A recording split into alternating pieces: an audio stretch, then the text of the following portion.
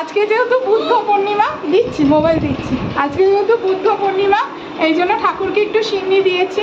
নিচে পার্লারেও ঠাকুরকে সিন্নি দিয়েছি। এই যে ওপরে নিচের পুজো হয়ে গেছে, ওপরের পুজো হয়ে গেছে, ওপরে এখন সাই বাবার বইটা একটু পড়বো, তাহলেই হয়ে যাবে। আর পিপিকে কালকে বলেছিলাম আমাদের গৌরদাহে যাওয়ার জন্য, মানে গৌরদাহে কি হয়েছে, কি হয়েছে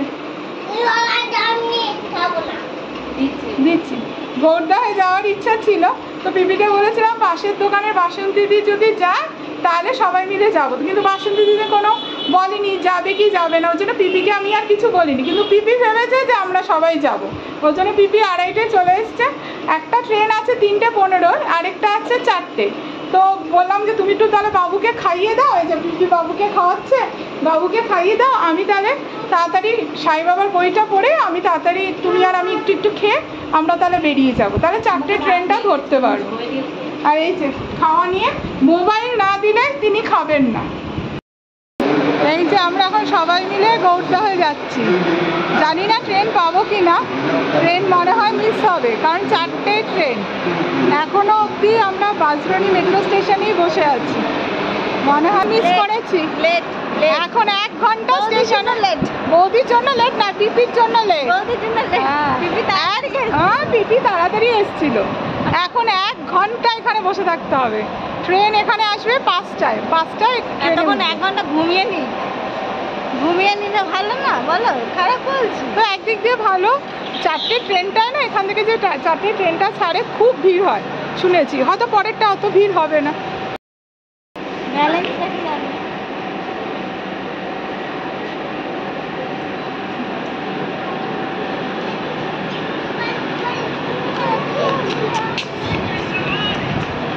বেশি দূরে না,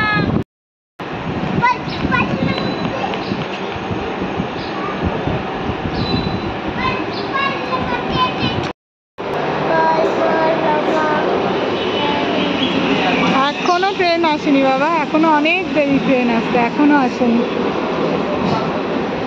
এই যে এমন লেট হলো এখানে তাই, একটু দেরি হলেই অনেকটা দেরি হয়ে যায়, 1 ঘন্টা পরে পরে ট্রেন। গৌরদহ স্টেশনে নামলাম, ওই যে গৌরদহ স্টেশন।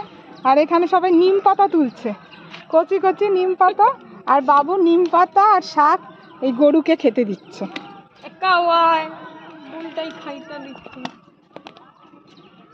চলো বাবা, গরু খেয়েছে, চলো। ভালো লাগছে বাবা, চলো পিপি আর নিতে হবে না, চলো। বাবা অনেক তুলেছে, অনেক। বাবু আসো, আমরা এখন জমির দিকে যাচ্ছি, আর একটু সন্ধ্যা সন্ধ্যা হয়ে এসছে, তাও ঠিক আছে, 30 মিনিট অন্তত বসতে পারবো। আশেপাশে গ্রাম, দারুণ লাগে দেখতে, দারুণ।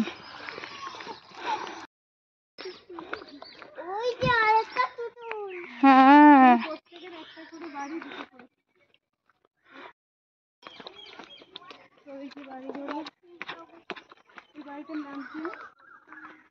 শিশুবালা ভবন,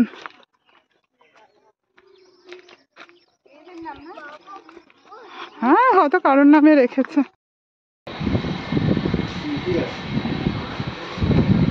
এই যে আমরা এসেছি, যাচ্ছিলাম জমিতে, প্রসাদ পাবো আমরা। হ্যাঁ খুব সুন্দর, যদি পারমিশন দেয় ঠাকুরের একটা ফটো তুলে নেবো। আচ্ছা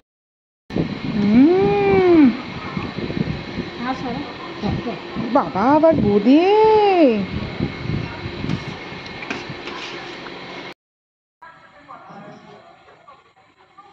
আমরা জমিতে যেতে গিয়ে এই মন্দিরে পুজো হচ্ছিল। না না ঠিক আছে, ঠিক আছে।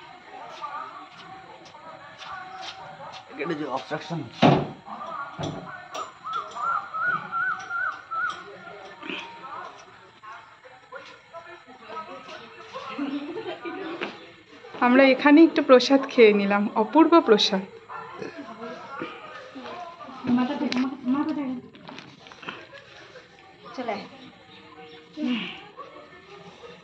চলে ভালো চলে এই যে গরুর দেবতা এই হ্যাঁ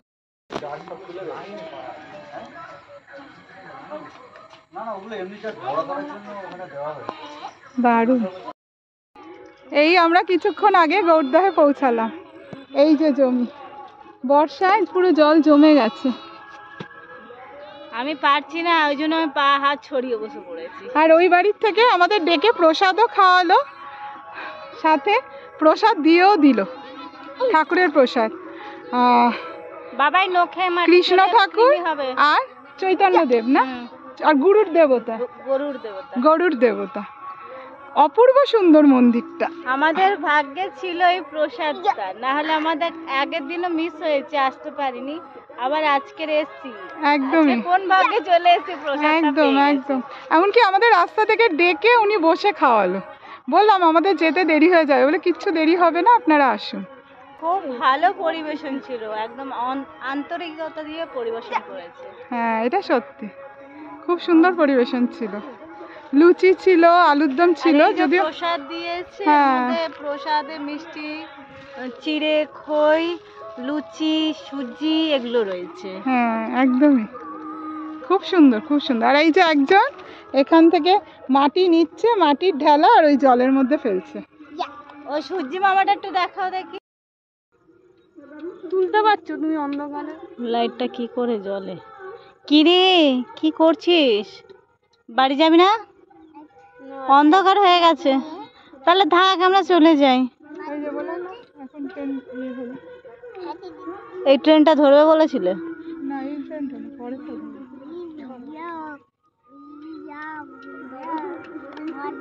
কটা বাজে?